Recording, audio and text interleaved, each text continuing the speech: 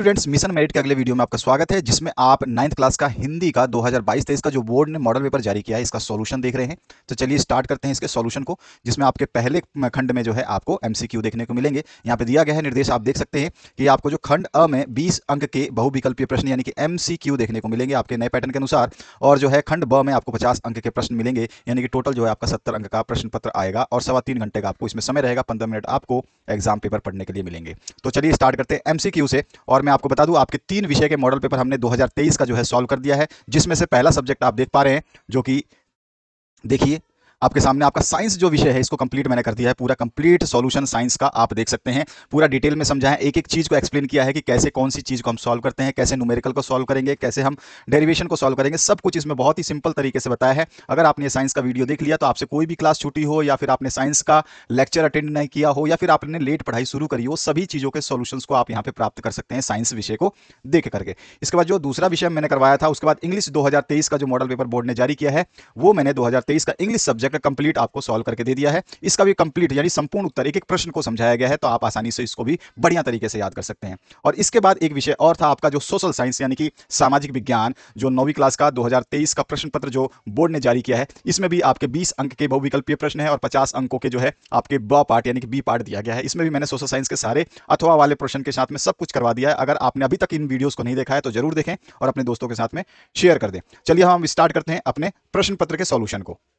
यहाँ पे खंड जो अ है, मैंने बताया आपको बहुविकल्पीय प्रश्न रहेंगे 20, यानी कि 20 अंक तो आप आसानी से ला सकते हो, क्योंकि आपके सामने आंसर दिया होगा, बस उसमें से टिक करना होगा। पहला जो प्रश्न है, भारतेंदु युग के निबंधकार जो है वो कौन है, तो बाल कृष्ण भट्ट को जो है भारतेंदु युग के निबंधकार के रूप में जाना जाता है, तो इसीलिए इसका क ऑप्शन करेक्ट हो जाएगा। नेक्स्ट जो क्वेश्चन है, गोदान किस विद्या की रचना है, तो गोदान जो है ये उपन्यास विद्या की रचना है, यानी कि इसकी विद्या जो है उपन्यास है, बहुत बड़ी किताब है ये, ठीक है। इसके बाद जो नेक्स्ट क्वेश्चन है, इसमें पूछा गया सेठ गोविंद दास द्वारा रचित व्यवहार एकांकी में कुल कितने पात्र हैं, तो इसमें व्यवहार एकांकी में कुल जो है 4 पात्र हैं, ठीक है। और इन चारों पात्र के नाम मुझे आप कमेंट सेक्शन में बता सकते हैं, अगर आपने याद किया है या आपको याद है तो। नेक्स्ट जो क्वेश्चन है, भारतेंदु के पूर्व हिंदी गद्य के प्रमुख लेखक थे, तो भारतेंदु के पूर्व हिंदी गद्य के प्रमुख लेखक कौन थे, वो थे राजा शिव प्रसाद, यानी कि सितारे हिंद, ठीक है। सितारे हिंद जो है उनको बोला जाता था, यहाँ पे ख ऑप्शन करेक्ट हो जाएगा। उसके बाद जो नेक्स्ट क्वेश्चन है, इसमें जो आदि काल को अन्य किस नाम से जाना जाता है, तो आदि काल को जो है हम वीर गाथा काल के नाम से भी जानते हैं, तो यहाँ पे ग ऑप्शन करेक्ट हो जाएगा। नेक्स्ट जो क्वेश्चन है, पृथ्वीराज रासो किसकी रचना है, बहुत ही पॉपुलर रचना है, और ये चंद्रवरदाई की है, ठीक है। इन्होंने इसमें काफी कुछ चीजें बताई हैं। नेक्स्ट जो क्वेश्चन है, इसमें आपसे पूछा गया है, यहाँ पर सगुणोपासना की दूसरी शाखा कहलाती है, तो उसको हम कहते हैं कृष्णाश्रयी शाखा, तो यहाँ पे ख ऑप्शन फिर से आपका करेक्ट हो जाएगा। नेक्स्ट जो क्वेश्चन है, साखी शबद रैमिनी किसकी रचना है, तो ये सारी की सारी साखी और शबद, ये दो देखते ही समझ में आ गया कि ये कबीरदास की रचना है, तो यहाँ पे ख ऑप्शन आपका फिर से करेक्ट हो जाएगा। अगले प्रश्न की बात करते हैं। यहाँ पर पूछा गया है 9वें प्रश्न में, देखी रूप लोचन ललचाने, यहाँ पर जो आपको दिया गया है इसको पढ़ना है ढंग से, और इसमें जो है निम्नलिखित में से कौन सा रस है आपसे पूछा गया, हर्षिव जनु निज निधि पहचाने, इसमें कौन सा रस निहित है, तो इसमें देखो एकदम आपको दिख रहा है कि यहाँ पे हर चीज को जो है आपको कहते हैं कि श्रृंगार पूर्वक जो है यहाँ पर प्रस्तुत किया गया, तो यहाँ पे श्रृंगार रस है, का ऑप्शन करेक्ट हो जाएगा। नेक्स्ट जो क्वेश्चन है, इसमें 10वें क्वेश्चन में इसमें क्या पूछा गया, देखिए, बंदौ गुरु पद पदुम परागा सुरुचि सुबास सरस अनुरागा के प्रत्येक चरण में कितनी मात्राएं हैं, ये आपको बताना है, तो इसके प्रत्येक चरण में जो है 16 मात्राएं हैं, ख ऑप्शन आपका करेक्ट हो जाएगा। नेक्स्ट क्वेश्चन की बात करें, तो यहां से आपसे पूछा गया है, तरनी तनुजा तट तमाल तरुवर बहुछाये में अलंकार कौन सा, इसमें त की आवर्ती है, तो यहाँ पे अनुप्रास अलंकार जो है यहाँ पे शामिल है, ख ऑप्शन करेक्ट हो जाएगा। यथाशक्ति का समास विग्रह जो करेंगे आप, तो शक्ति प्लस अनुसार हो जाएगा, शक्ति के अनुसार जो है यथाशक्ति कहलाएगी, तो क ऑप्शन जो है आपका करेक्ट हो जाएगा। इसके बाद जो नेक्स्ट क्वेश्चन है, इसमें पूछा गया आपसे, माता पिता दिन रात आदि के बीच किस विराम चिन्ह का प्रयोग हुआ है, तो इनके बीच में जो ये डैश नामक चिन्ह जो आप देख रहे हैं, एक माइनस का चिन्ह लगा हुआ है, इसको योजक चिन्ह बोलते हैं, तो यहाँ पे ख ऑप्शन करेक्ट हो जाएगा। नेक्स्ट जो क्वेश्चन है, अस्थि शब्द का तद्भव बताइए, अस्थि शब्द का तद्भव शब्द जो है वो क्या होगा, हड्डी। इसके बाद जो नेक्स्ट क्वेश्चन है, इसमें क्या पूछा गया, अज्ञान का विलोम, सभी को पता है अज्ञान का विलोम जो है ज्ञान हो जाएगा। नेक्स्ट क्वेश्चन जो है, इसमें पूछा गया, कमल राजीव जलज और नलीन आदि कहलाते हैं, तो ये सारे क्या है, आपके कमल के पर्यायवाची हैं, तो यहाँ पे ख ऑप्शन करेक्ट हो जाएगा। अनेकार्थी शब्द भी कहते हैं इसको। नेक्स्ट जो क्वेश्चन है, महाशय का संधि विच्छेद बताइए, तो महाशय का जो हो जाएगा महा प्लस आशय, ठीक है, ख ऑप्शन जो है इसका करेक्ट हो जाएगा। इसके बाद जो नेक्स्ट क्वेश्चन है, राम है रूप है राम का, कौन सा रूप है, तो इसमें राम है में तृतीय विभक्ति और बहुवचन का प्रयोग हुआ है, इसका मतलब हमारा ख ऑप्शन करेक्ट हो जाएगा। नेक्स्ट जो क्वेश्चन है उसकी बात करते हैं, गच्छन्ति रूप है गम धातु का, तो ये कौन सा है, इसमें लट लकार प्रथम पुरुष और बहुवचन देखने को मिलता है, अगर आपने सारे वचन और लट लकार लोट लकार अच्छे से याद कर लेना, प्रश्न बनेंगे। और यहाँ पे क्र धातु विधि लिड लकार मध्यम पुरुष द्विवचन का रूप आपको बताना है। देखिए आप यहाँ पे सीधा सीधा बोल दे, धातु और लकार आपने पढ़ा है, वचन पढ़े हैं, तो आपको पता चल जाएगा। क्र का जो है कुर्यातम हो जाएगा, ख ऑप्शन जो है करेक्ट हो जाएगा, जिसमें ये विधि लिड लकार मध्यम पुरुष और द्विवचन में जो है ये शामिल होता है। इसके बाद जो नेक्स्ट क्वेश्चन है खंड बी, यानी कि हमने 20 प्रश्न कर लिए और 20 मार्क्स के हमने आंसर जो है कर दिए। ठीक है, तो हमारे 20 मार्क्स यहाँ से आ जाएंगे। अब आते हैं हम 50 अंकों की जो श्रृंखला है उसको शुरू करते हैं। और यहाँ से 50 अंक कैसे प्राप्त करेंगे? सबसे पहले जो आपको एक छोटा सा गद्यांश मिलेगा, प्रश्न पत्र जब आपके पास आएगा तो उसमें गद्यांश मिलेगा, उसके आधारित आपको प्रश्नों के उत्तर देने होंगे। तो ये गद्यांश जो है, आप मोटर चली गई और बूढ़ा कई मिनट तक मूर्ति की भांति निश्चल खड़ा रहा, इस तरह से आप जो है ये पैराग्राफ पढ़ोगे तो आपको समझ में आ जाएगा कहां से कैसे है। और इसमें जो हम पहले क्वेश्चन से स्टार्ट करेंगे। इसमें जो प्रश्न पूछा गया है, यहाँ पे 3 प्रश्न 2-2 अंकों के पूछे गए हैं, टोटल आपको 6 अंक मिलने वाले हैं। और इसमें आपको अथवा पाठ भी मिलेगा। अगर आपको ये नहीं आता तो आप नीचे वाला ख पाठ भी कर सकते हैं, इसमें अथवा का ऑप्शन आपको दिया गया है। तो यहाँ पर जो है क्वेश्चन में क्या पूछा गया है? पहला, भगत को किस बात पर विश्वास नहीं हो रहा था? तो यहां पर देखिए पैराग्राफ में ही आंसर दिया गया है कि भगत को किस बात पे विश्वास नहीं हो रहा था। तो यहां पे हम आंसर लिखेंगे, भगत को इस बात पे विश्वास नहीं हो रहा था कि, अब यहां पे की लगा के, कि संसार में ऐसे मनुष्य भी होते हैं जो अपने अमोद प्रमोद के आगे किसी की जान की भी परवाह नहीं करते, इस पे विश्वास नहीं हो रहा था। यहां पर जो है आपका प्रश्न नंबर 1 जो है, इसमें क्रमांक नंबर 1 जो है उसका आंसर यहीं पे दिया गया है, इसलिए हमने लिखा नहीं। दूसरे प्रश्न की बात करते हैं। यहाँ पर दूसरे प्रश्न में जो पूछा गया, भगत के अनुसार सभ्य संसार कैसा है? तो यहाँ पर जो है सीधा सीधा जो भगत ने बोला है, सभ्य संसार इतना निर्मम इतना कठोर है कि इसका ऐसी मरभेदी अनुभव अब तक नहीं हुआ था। लेकिन हम जो है यहाँ पर ढंग से लिख देंगे इसको कि भगत के अनुसार सभ्य संसार बहुत ही निर्मम और कठोर है, इस तरह से आप जो है इतना लिख देंगे। ठीक है, बहुत है इसका आंसर और यहाँ पे आपको पूरे मार्क्स मिल जाएंगे। इसके बाद जो नेक्स्ट क्वेश्चन है, इसमें क्या पूछा गया है? इसमें आपसे पूछा गया है, यानी कि 3 प्रश्न 2-2 अंक के हैं। ठीक है, 3 प्रश्न जो पूछे गए हैं वो 2-2 अंक के पूछे गए हैं।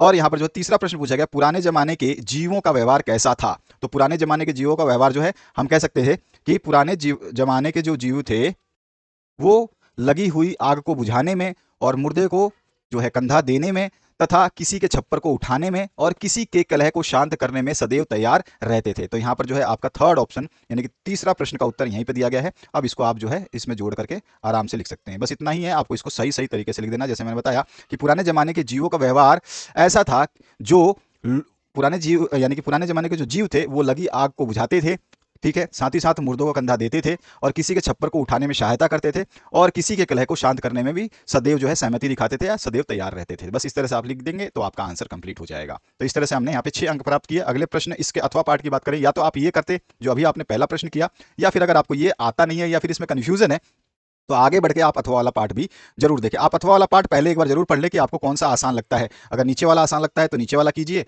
अगर ऊपर वाला आसान लगता है तो ऊपर वाला कीजिए। तो यहाँ पर जो है दूसरे पार्ट में आपसे पूछा गया है, दुनिया में 2 अमोद शक्तियां हैं। ठीक है, शक्तियां, शब्द और कृति। ठीक है, इस तरह से पैराग्राफ दिया गया है और इसमें जो है आपको प्रश्नों के उत्तर देने हैं। सबसे पहला जो प्रश्न पूछा गया, शब्द और कृति से लेखक का क्या तात्पर्य है? शब्द और कृति जो है 2 अमोद शक्तियां हैं, ये लेखक का तात्पर्य है। लेखक कहना चाहता है कि जो 2 अमोद शक्तियां हैं उनको शब्द और कृति कहते हैं, या फिर हम कह सकते हैं शब्द और कृति लेखक के अनुसार जो है अमोद शक्तियां हैं।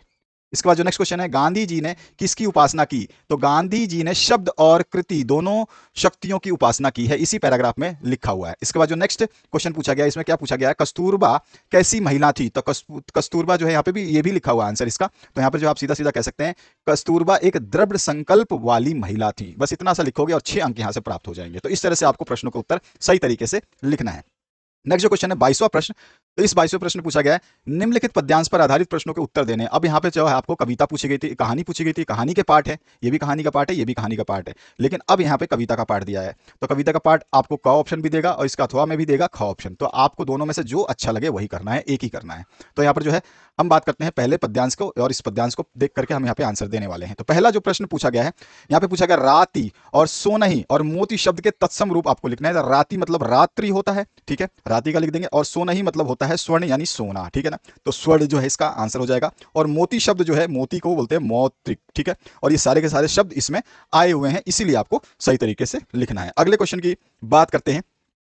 यहां पूछा गया दूसरे प्रश्न में, जैसे चितवत चंद चकोरा में कौन सा अलंकार है? तो आप में इसमें फिर से च का जो है आवर्ती बार बार देखने को मिल रही है, तो अनुप्रास अलंकार हो जाएगी। जहां पर एक ही शब्द की आवर्ती बार बार देखने को मिले वहां पर अनुप्रास अलंकार यथावत विद्यमान होता है। और तीसरा जो प्रश्न यहां से पूछा गया है, जाकी ज्योति बड़े दिन राति का आज से स्पष्ट करना है। जिसकी ज्योति रात दिन जलती है, इसको आज से को स्पष्ट करना है। तो आज से जो है हम इस तरह से लिखेंगे, ईश्वर दीपक के समान है जिसकी ज्योति हमेशा जलती रहती है और उसका प्रकाश जो है सर्वत्र सभी समय रहता है और सभी जगह रहता है। ठीक है, इस तरह से आप इसका आज से स्पष्ट कर देंगे। अगले प्रश्न की बात करते हैं। इसमें अथवा पाठ दिया गया है, या तो आप वो कर चुके हैं तो आपको 6 नंबर मिल जाने हैं, इसके बाद इसको नहीं करना है। अगर आपने ये नहीं किया है तो आपको ये करना है, यानी कि अथवा में से कोई एक ही करना है, आपको स्कूल में सिखाया गया होगा। ख पाठ की बात करें तो यहाँ पे फिर से एक आपको पद दिया हुआ है। ठीक है, और जो पद है इस पद में से आपको क्वेश्चंस के आंसर देने हैं। पहले प्रश्न में जो पूछा गया है, इसमें क्या पूछा गया, कवि ने नीचे झुक करके क्या देखा। तो आप जब इसको पढ़ चुके हो और इसको क्लास में समझ चुके हो तो आपको आंसर आएगा, कवि ने एक ब्राह्मण को शिव जी पर जल दूब चावल और तिल चढ़ाते हुए देखा। नीचे झुक करके, कवि ने नीचे झुक करके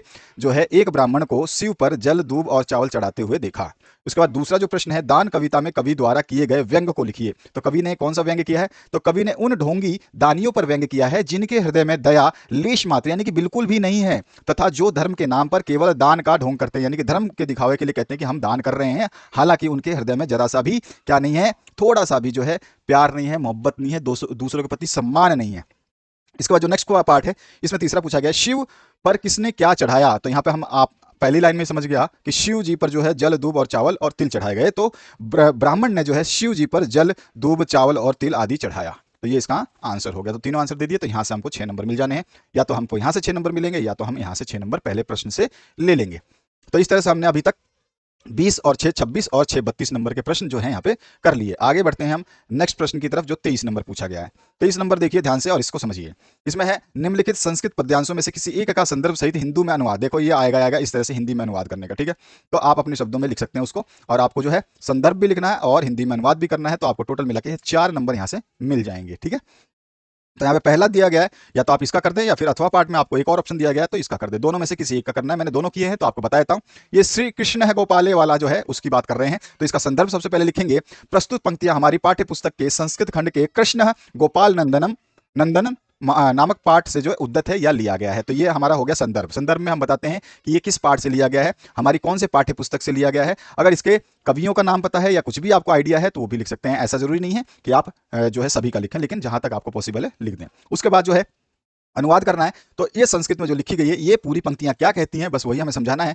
तो इसके पश्चात यानी कि इसको अनुवाद कर रहे हैं, इसमें नहीं बोल रहा कि इसको समझाओ, अनुवाद बोला है, क्वेश्चन में बोला है कि अनुवाद कीजिए, अपने शब्दों में अनुवाद कीजिए। तो अनुवाद में हो जाएगा, इसके पश्चात श्री कृष्ण ग्वाले के साथ वन जाकर गायों को चराते और वहां बंसी बजाते। यहाँ पे सारा लिखा हुआ है। ठीक है, और इससे सभी गायें और ग्वाले मस्त कार्यों को छोड़ करके समस्त कार्यों को छोड़ करके उनकी वंशी वादन सुनते। और महाकवि व्यास ने संस्कृत भाषा में तथा भक्त कवि सूरदास ने हिंदी भाषा में उनकी बाल लीला का अत्यंत सुंदर वर्णन किया है। तो इस तरह से जो है इसका हमने हिंदी अनुवाद किया, और यहाँ पे हमको 1 नंबर यहाँ से संदर्भ में मिल गया और 3 नंबर जो है अनुवाद में, यानी कि टोटल मिला के हमारे को 4 नंबर मिल गया। अगले प्रश्न की बात करते हैं। तो यहाँ पर जो पूछा गया अथवा वाला, तो इसको भी आप कर सकते हैं, या तो वो करें तो आपको 4 नंबर मिल जाएंगे, या नीचे वाला। तो यहाँ पे अथवा वाला पार्ट है, तो इसको पहले संदर्भ लिख देंगे। यह पद्यांश हमारी पाठ्य पुस्तक के संस्कृत खंड के परमहंस रामकृष्ण नामक पाठ से उद्धत है या उस पाठ से लिया गया है। तो यहाँ पे 1 अंक प्राप्ति। और अनुवाद कर देंगे, संसार में प्रसिद्ध स्वामी विवेकानंद इन्हीं महानुभाव के शिष्य थे।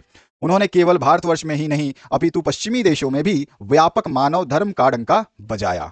उन्होंने और उनके दूसरे शिष्यों ने लोगों के कल्याण के लिए स्थान स्थान पर रामकृष्ण सेवाश्रम स्थापित किए या सेवा आश्रम स्थापित किए, और ईश्वर का अनुभव दुखी लोगों की सेवा से ही पुष्ट होती है। यह रामकृष्ण का महान संदेश है। तो इस तरह से आप जो है इसके संस्कृत को जो है आप हिंदी में अनुवाद करेंगे। तो आपको ध्यान रखना है, अनुवाद आपसे किसी भी पैराग्राफ का पूछा जा सकता है। अगले प्रश्न की बात करें, और आपके प्री बोर्ड जो पेपर्स होते हैं और वार्षिक परीक्षा, प्री बोर्ड और जो आपका वार्षिक परीक्षा, ठीक है, तो इन सभी के लिए ये बहुत ही ज़्यादा इंपॉर्टेंट रहेगा। 2023 का जो मॉडल पेपर बोर्ड ने जारी किया है, उनकी वेबसाइट पे भी एमपी जो यूपीएमएसपी जो है, ये वेबसाइट है आपकी यूपीएमएसपी। ठीक है, इस पे जाकर के आप सीधे मॉडल पेपर लिखिए, यूपीएमएसपी मॉडल पेपर 2023, इस पे भी जा सकते हैं। और डिस्क्रिप्शन में मैंने लिंक दिया है, आप डायरेक्ट उस लिंक पे भी टच करके सीधे वेबसाइट पे पहुंच सकते हैं और वहां से इस पेपर को डाउनलोड कर सकते हैं। अगले प्रश्न की बात करें, तो यहाँ जो ख खंड पूछा गया है, इसमें क्या पूछा गया है, निम्नलिखित संस्कृत पद्यांशों में, अभी तक हमने जो है छोटे छोटे कहानियों के जो हैं छोटे छोटे पार्ट दिए थे उसको हमने अनुवाद किया।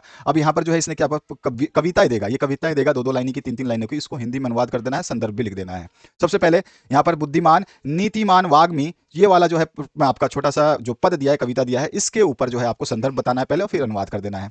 प्रस्तुत श्लोक हमारी पाठ्य पुस्तक के अंतर्गत संस्कृत खंड के पुरुषोत्तम राम नामक पाठ से लिया गया है। इसमें भगवान राम के गुणों का वर्णन किया गया है। संदर्भ हो गया, 1 नंबर आपको मिल गए। और अनुवाद की बात कर लेते हैं, तो यहाँ पे अनुवाद जो है, राम बुद्धिमान, नीतिमान और बोलने में कुशल और शोभा वाले, शत्रु विनाशक, ऊंचे कंधे वाले, विशाल भुजाओं वाले, शंख के समान गर्दन वाले और बड़ी ठोड़ी वाले हैं। ये चीज जो है इसमें बताया गया है। इन लाइनों के माध्यम से यही अनुवाद इसका बनता है। इसके अथवा पाठ में जो है आपको फिर से दिया गया है, या तो आप ऊपर वाला करते या नीचे वाला। तो यहाँ पे भी आपको एक छोटा सा जो है पद्यांश दिया है, पद दिया हुआ है, ठीक है, संस्कृत पद है, और इस पद का जो है आपको हिंदी में अनुवाद कर देना है संदर्भ के साथ। तो यहाँ पर जो है प्रस्तुत श्लोक हमारी पाठ्य पुस्तक के अंतर्गत संस्कृत खंड के शुभाषितानी नामक पाठ से उद्धत है या लिया गया है। और अनुवाद जो है, मन, वाणी और शरीर में पुण्य रूपी अमृत से भरे हुए हैं। मन, वाणी और शरीर में, जो मन, वाणी और शरीर में पुण्य रूपी अमृत से भरे हुए हैं। परोपकारों के द्वारा 3 लोगों को प्रसन्न करने वाले और दूसरों के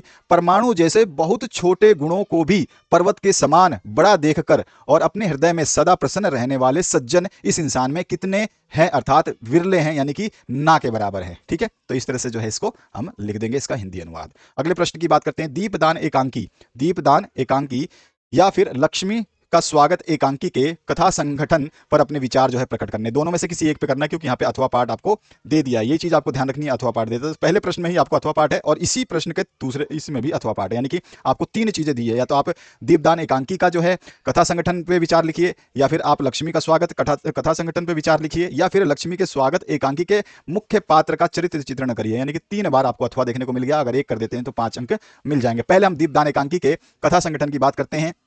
तो दीपदान नामक एकांकी जो है डॉक्टर राम कुमार वर्मा का एक प्रसिद्ध एकांकी है। और दीपदान की कथा भी कुंवर उदय सिंह का जो है संरक्षण करने वाली धाय पन्ना के द्वारा कुंवर उदय सिंह के प्राणों की रक्षा करने और उसके लिए अपने पुत्र चंदन के बलिदान करने के प्रसंग से संबंधित है। और दीपदान एकांकी की कथा चित्तौड़ की एक ऐतिहासिक घटना पर आधारित है, जिसमें पन्ना धाय के अपूर्व त्याग, बलिदान और देश प्रेम की कहानी है। और इस एकांकी में 7 पात्र हैं: कुंवर उदय सिंह, पन्ना धाय, सोना, चंदन, शामली और कीरत और वनवीर। ये आप अच्छी तरह से अगर ये लिख देते हैं ना, ये लाइन बहुत बड़ी है। अगर एग्जामिनर देखता है कि बच्चे ने तो सारा अच्छी तरह से याद किया, तो आगे नहीं पढ़ेगा और वो पूरे नंबर दे जाएगा आपको।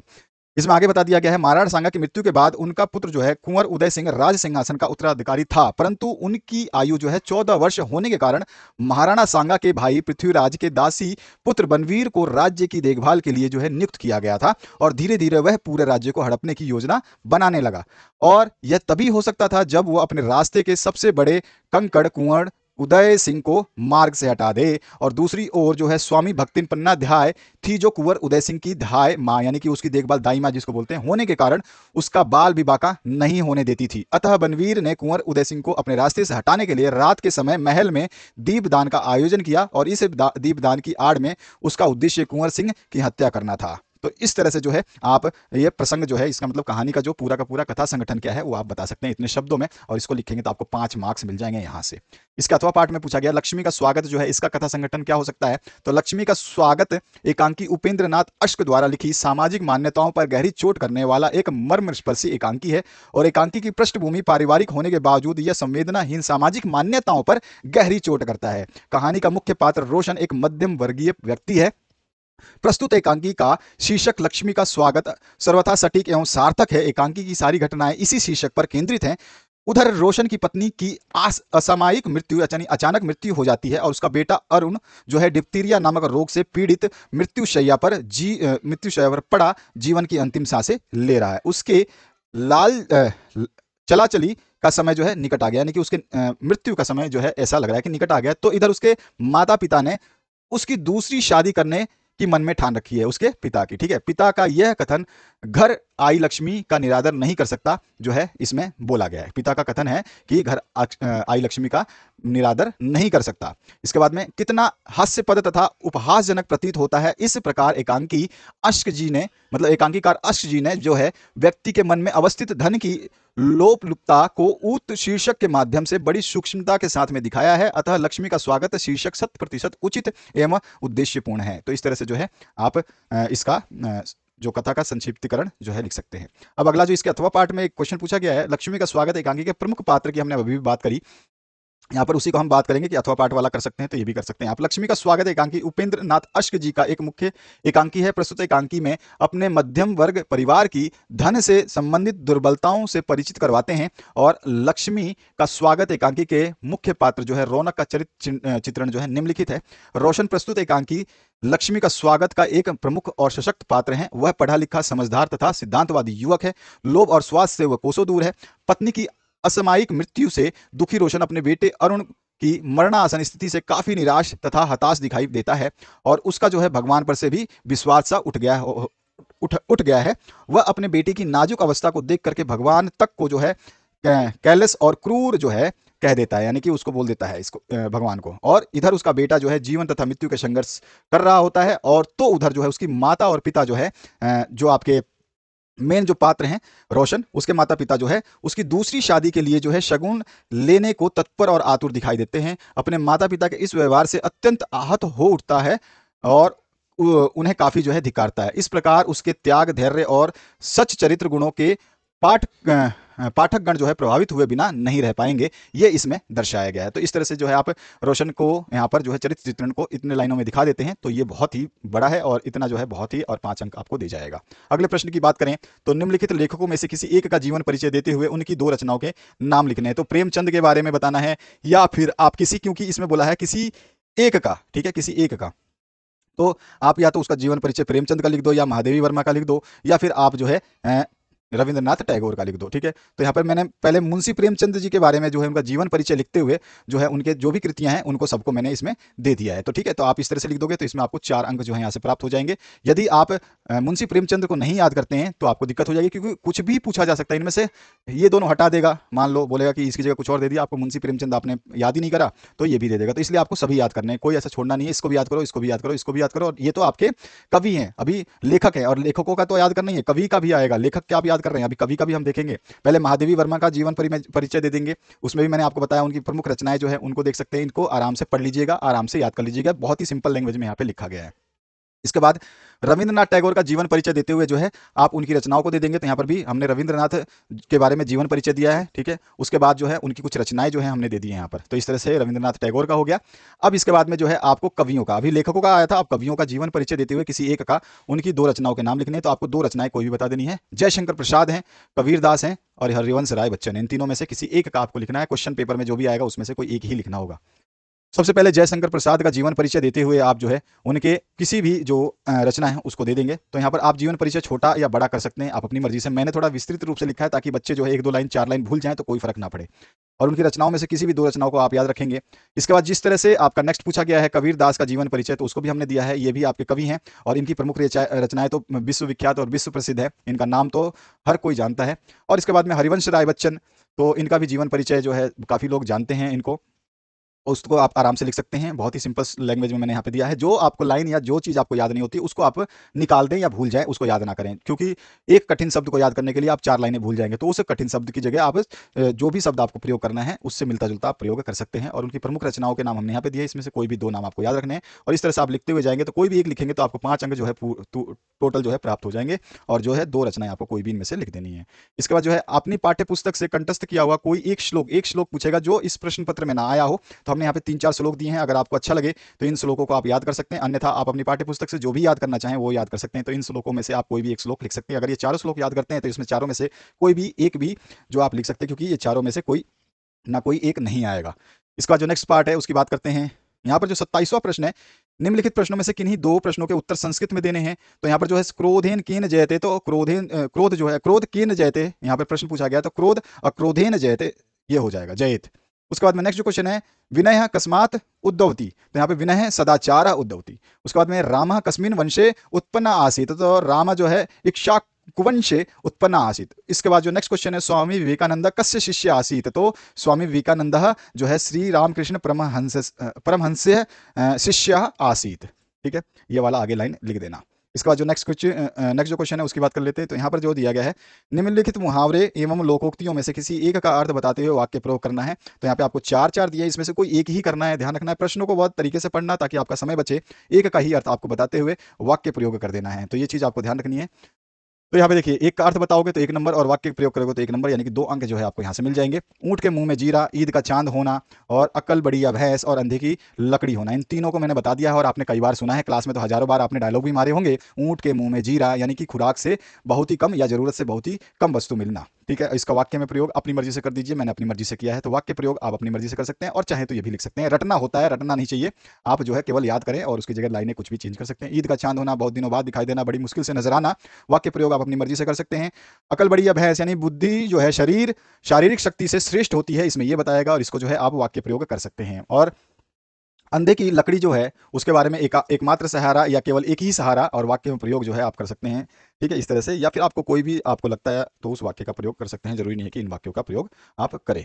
इसके बाद जो नेक्स्ट प्रश्न है, इसमें निम्नलिखित में से किन्हीं दो, ध्यान रखना, किन्हीं दो वाक्यों का संस्कृत में अनुवाद करना है। यहाँ पे आपको दिए गए हैं 1 2 3 4 और 5। हमने यहाँ पर आपको 1 2 3 और 4 कर दिए हैं। आप जो है सबसे पहला राम घर में नहीं है तो रामः गृहे नास्ति, और सूर्य उदय होता है सूर्य उदयति, और वह जाता है स गच्छति, और बालिका पढ़ती है बालिका पठती। तो ये 4 है, इसमें से केवल आपको 2 ही करने होंगे, प्रश्न पत्र में भी ध्यान रखना है। और 2 अंक जो है आप यहाँ से 2 प्लस 4 अंक यहाँ से हासिल करोगे। भाई एक 2 अंक का देखो 2 कर दोगे तो आपको 4 अंक मिल जाने हैं। अच्छी तरह से ध्यान रखना, यही पैटर्न पूरा का पूरा न्यू पैटर्न जो है आपको देखने को मिलेगा 2023 के एग्जाम में, और अच्छे तरीके से इनको तैयार कर लेना बेहतरीन तरीके से, और आने वाले समय में आपके लिए IMP MCQ डाल दिए जाएंगे ताकि आप जो है उनको अच्छे तरीके से तैयार कर पाओ। जो इंपॉर्टेंट रहेंगे आपके बोर्ड परीक्षा में दिखाई देंगे वो MCQ भी डाल दिए जाएंगे।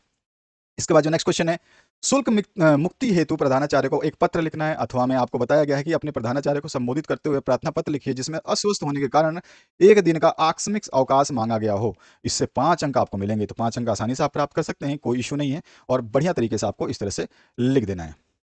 सबसे पहले शुल्क मुक्ति के लिए आप लिख देंगे सेवा में प्रधानाचार्य महोदय राज्य के, जो भी आप स्कूल का नाम डालना चाहें। उसके बाद महोदय लिखते हुए फिर आप बता देंगे कि आप 9वीं के छात्रा हैं, इसी विद्यालय में जो है पिछले कई वर्षों से पढ़ रहे हैं, और हमेशा जो है आप अपने क्लास में प्रथम आते हैं, लेकिन दुर्भाग्यवश जो है पिछले कुछ महीनों से जो है पिताजी की बीमारी के कारण जो है आर्थिक स्थिति जो है दशा जो है घर की खराब हो गई है, और बीमारी के इलाज के वजह से जो है अत्यधिक खर्च होने के कारण जो है अब ऐसी स्थिति आ गई है कि पढ़ाई का खर्च उठाना जो है काफ़ी कठिन हो गया है, और मेरी पढ़ाई छोड़ने का विचार जो है वो विवश कर रहा है, यानी कि मुझे पढ़ाई छोड़ने का विचार जो है विवश कर रहा है, और मेरी इच्छा है कि मैं आगे पढ़ लिख करके एक योग्य इंसान या नागरिक बनूं।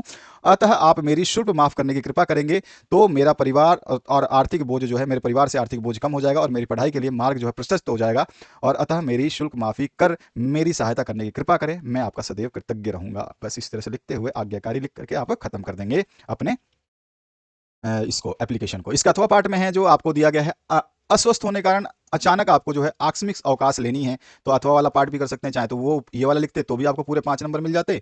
ठीक है, और आप अगर नीचे वाला करेंगे तो भी 5 नंबर आपको मिल जाएंगे। यहाँ पे भी आपको प्रधानाचार्य वगैरह नाम लिख करके जो भी आपको अपनी मर्जी है, बीकानेर दिखाओ, चाहे आप उदयपुर दिखाओ, या फिर आप जो है क्या कहते हैं गोरखपुर दिखाओ, या फिर आप कानपुर दिखाओ, आपकी मर्जी है, कहीं भी दिखाओ, बाराबंकी कोई भी दिखाओ। उसके बाद में आपने जो है यहाँ पे विषय डाला कि बीमारी के कारण अवकाश चाहिए। अब विषय यहाँ पे भी डाल देना, विषय में यहाँ पे देना भूल गया, यहाँ पे भी विषय जरूर लिख देना। ठीक है, शुल्क माफी हेतु। ठीक है, इसके बाद में जो विषय लिखना है ना, विषय शुल्क माफी हेतु। इसके बाद सीधा सीधा आप बता दोगे, सभी ने निवेदन, आपके विद्यालय में इसका छात्र हूं और मैं ज्वर से पीड़ित हूं या बुखार से बहुत ज्यादा पीड़ित हूं, डॉक्टर ने मौसमी ज्वर बताया है और 1 दिन के लिए संपूर्ण विराम की सलाह दी है। अतः श्रीमान से जिस दिन तक का आपको छुट्टी चाहिए, मान लो कि 5 तारीख से 6 तारीख तक का चाहिए, तो इस तरह से आप डाल दोगे। अतः तक का जो है मेरा अवकाश स्वीकृत किया जाए, उसके लिए मैं आपकी आभारी रहूंगी या रहूंगा, जो भी आप लिखना चाहें, और भी आप डिटेल लिखना चाहें तो लिख सकते हैं, इतना बहुत है। आज्ञाकारी शिष्य करते हुए आप जो है अपना पूरा विवरण दे देंगे। तो इस तरह का ये प्रश्न पत्र था जिसका हमने कंप्लीट सॉल्यूशन देखा, और आराम से जो है आप इस प्रश्न पत्र को तैयार कर सकते हैं। जैसा मैंने बताया, आपका SST हमने कंप्लीट करा दिया है, 2023 का मॉडल पेपर पूरा का पूरा, कहीं भी आपका जो है टेंशन लेने की जरूरत नहीं है, हर सब्जेक्ट को हम सॉल्व करवा रहे हैं, और साइंस जो है उसको भी हमने करवा दिया है। उसके अलावा जो है आपका अभी आपने देखा था इंग्लिश, जिन बच्चों ने देख लिया बहुत अच्छी बात है, अगर नहीं देखा है तो इसको करेक्ट कर लें और चेक कर लें अपने आप को कि इंग्लिश में आपने कितना अच्छा जो है देख लिया है। और उसके अलावा जो है आप एक और जो सब्जेक्ट अभी देख रहे हैं, ये है आपका हिंदी विषय, और हिंदी भी 2023 का सॉल्व कर दिया गया है। नेक्स्ट सब्जेक्ट आपका नेक्स्ट डे आपको मिल जाएगा, तब तक इन सभी विषय को देख करके अपने आप को तैयार करें। Thank you very much, have a good day.